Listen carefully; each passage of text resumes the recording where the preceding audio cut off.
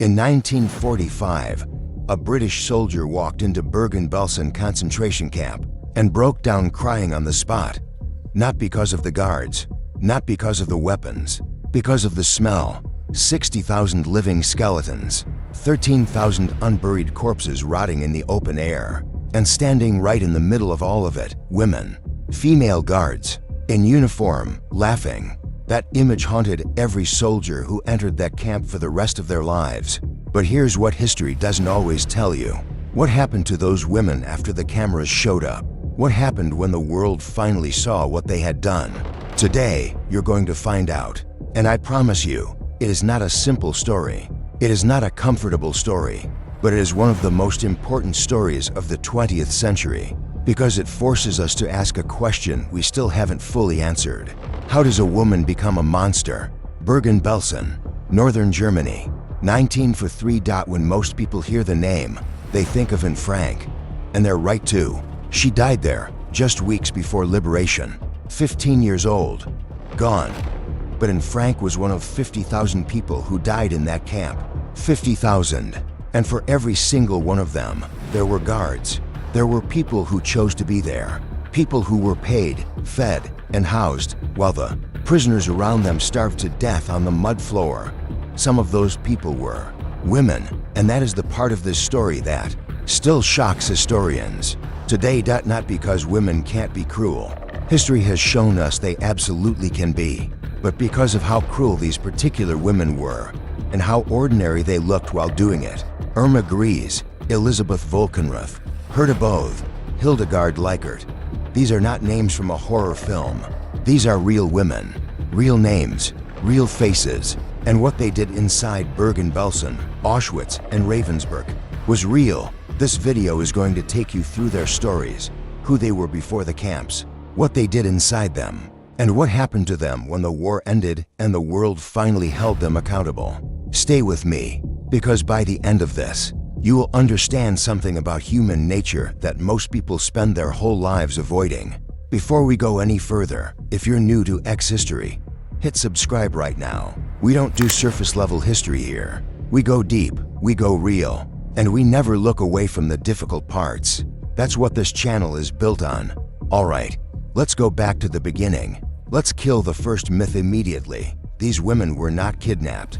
They were not forced. They were not tricked into working at concentration camps. They applied.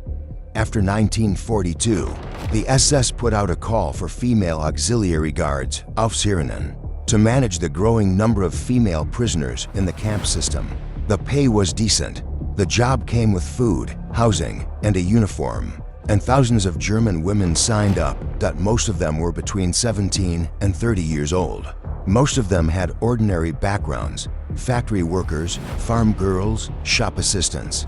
Some had never left their hometown before, and within weeks of arriving at their first posting, many of them were beating prisoners with their bare hands. That transition from ordinary girl to camp guard is one of the most disturbing psychological journeys in modern history. And it didn't take years. It took days. Here's why. The SS had a very specific way of breaking new recruits, male or female. First, they normalized the dehumanization. Prisoners were referred to not by names but by numbers. Not as people, but as stuck pieces. Guards were trained, from day one, to see the people in front of them as something less than human. Second, they rewarded cruelty.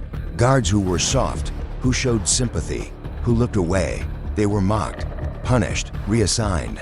But guards who were harsh, who maintained discipline, they were praised, promoted, given better quarters. It was a system designed to produce exactly what it produced. And for some of these women, it didn't even take that much pressure, because some of them, and this is the part historians still debate, seemed to enjoy it.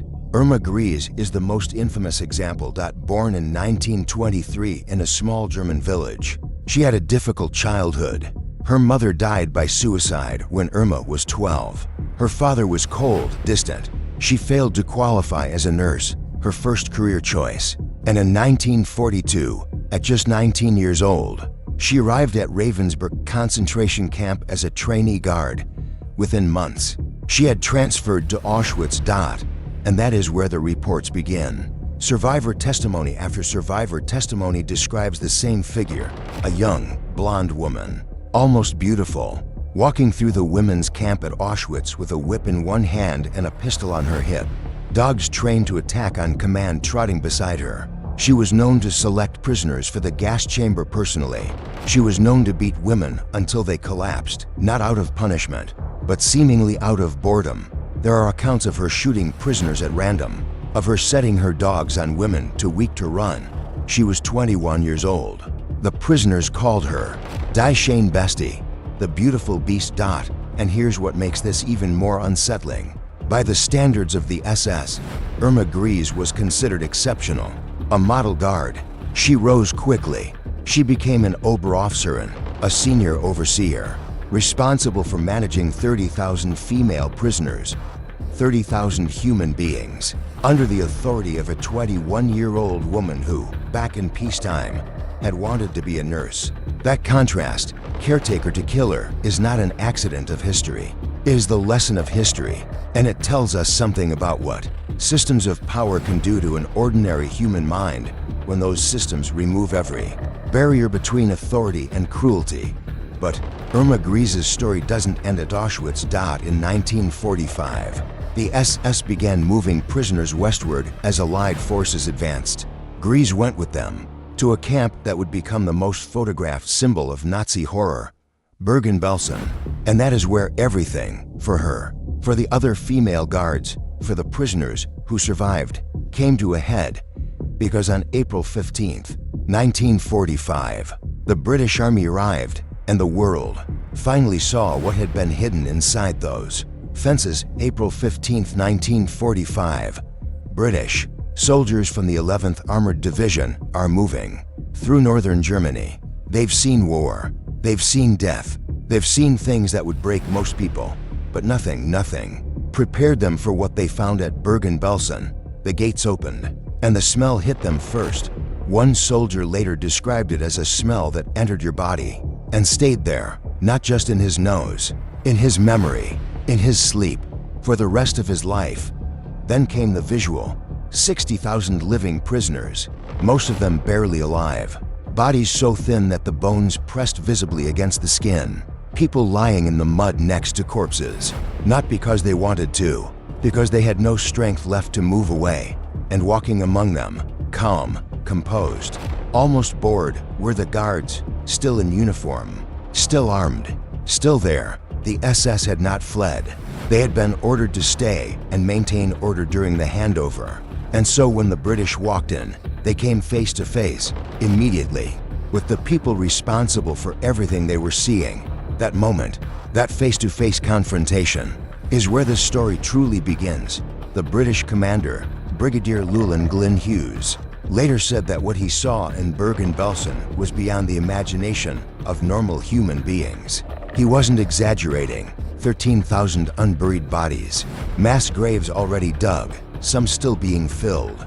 A typhus epidemic so severe that even the liberating soldiers began falling sick within days. And yet, the guards stood there, watching, some with their arms crossed. One British officer recalled walking up to a female guard and asking her name. She gave it without hesitation, stood straight, showed no remorse, no fear, as if being questioned by a foreign army in the middle of a death camp was simply a minor inconvenience. That officer never forgot her face, because that face, that complete absence of guilt, told him something more frightening than the bodies around him. It told him that she didn't think she had done anything wrong. Here is a detail most people don't know. Before the trials, before the executions, the British made the SS guards work. They were ordered to carry the bodies with their bare hands, no gloves, no equipment. Just pick them up and carry them to the mass graves. Some of the male guards vomited, some collapsed, some begged to be reassigned. The female guards, many of them, simply did it, mechanically, as if it were just another task on a long list of tasks. Irma Gries was among them. Survivors who watched from the sidelines described the surreal horror of seeing the same woman who had beaten them, who had sent their friends to the gas chamber, now carrying the bodies of the dead under British supervision. One survivor said, and I want you to really hear this," she said. I wanted to feel relief, but looking at her face, I only felt afraid. Because even then, even carrying the dead, she looked like she could do it all again tomorrow. That single quote, that one sentence, tells you everything you need to know about what the Belsen trial was really about. September 17th, 1945, Lüneburg, Germany. The trial that would become known as the Belsen trial opens. 45 defendants, 11 of them women. It is one of the first major war crimes trials in history, preceding even Nuremberg in its start date, and it sets a precedent that would echo through international law for decades.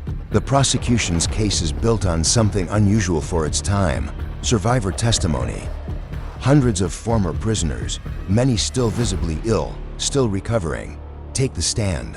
They describe in precise, devastating detail what they witnessed, what was done to them, who did it, how it felt, and for the first time in legal history, that testimony is taken seriously as evidence. This was not guaranteed. Defense lawyers argued that survivors were traumatized, unreliable, emotionally compromised, that their memories couldn't be trusted. The court disagreed, and that disagreement, that decision to believe the survivors, changed the course of international justice permanently. Of all the defendants, Irma Gries draws the most attention. She is 21 years old. She is blonde. She is, by conventional standards, attractive. And she sits in the dock with a composure that unnerves everyone in the room.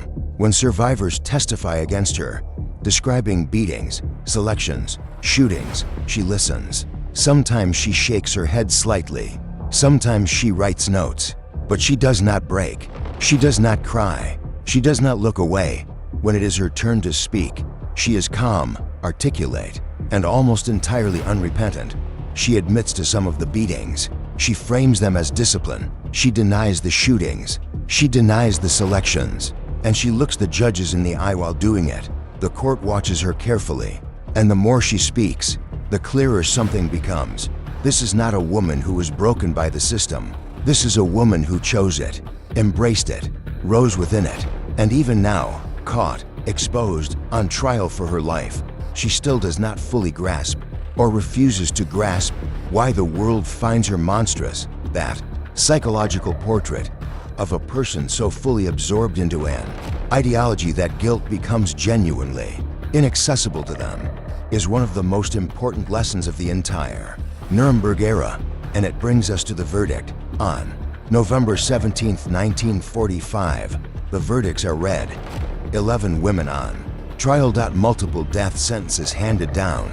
And when Irma Gries hears her sentence, she smiles, not out of happiness, not out of defiance. Something harder to define than either of those things. Something that will haunt the British officer standing closest to her for the rest of his life. December 12, 1945, Hameln Prison, Northern Germany. It is a cold morning. The kind of cold that settles into your bones before you even step outside.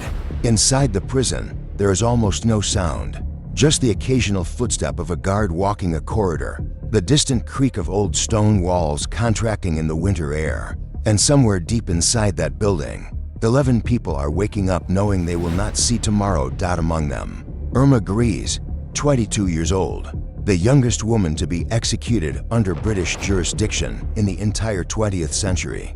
A fact that still sits uncomfortably in the historical record. Not because she didn't deserve it, but because it forces us to hold to truths at once. She was a monster, and she was also barely older than a teenager. That tension, that discomfort, is something we have to sit with, because history doesn't resolve it for us. The man responsible for carrying out the executions was Albert Pierrepoint, Britain's most experienced executioner, a man who, by the end of his career, had executed over 400 people, a man who approached his work with a kind of quiet, professional solemnity that he would later describe in careful detail in his memoirs. He had executed men before, many men, Nazi officers, war criminals, murderers. But this was different. This was a room full of women. And Pierrepoint, for all his professional composure, later admitted that executing the female guards at Hameln was unlike anything else in his career. Not because he wavered, not because he hesitated, but because of what he observed in them during those final moments. He expected fear. He expected tears. He expected the kind of collapse that most people experience when the end becomes absolutely, undeniably real. What he got was something else entirely. Irma Grease walked to the gallows without assistance. She did not need to be carried. She did not stumble. She walked with the same straight-backed composure she had carried through every day of the trial. Her last word, according to Point, was a single German word: schnell, quick, that's it. That's all she said. Not a prayer, not a confession, not a final message for anyone. Just hurry up, whether that was courage, numbness, ideology, or something darker and harder to name. Historians still argue about it, and they probably always will, because that one word contains a psychological mystery that no courtroom, no testimony, no archive has ever fully unpacked. Elizabeth Volkenrath went next. She was the senior overseer at Bergen-Belsen, the one administratively responsible for organizing the female guards, the one who, by the chain of command, bore the heaviest institutional responsibility for what happened in that camp. She wept, quietly, almost privately, as if she were embarrassed by it, as if weeping were somehow beneath the dignity she had tried to maintain throughout the trial. And then she was gone. Herta Both survived. She was one of the female guards convicted at the Belsen trial who received a prison sentence, rather than death. Sentenced to 10 years. Released after 6 due to a general amnesty in 1951. She went back to Germany.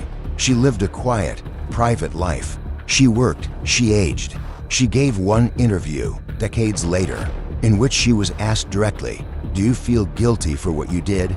Her answer was careful, measured. She said she had been young.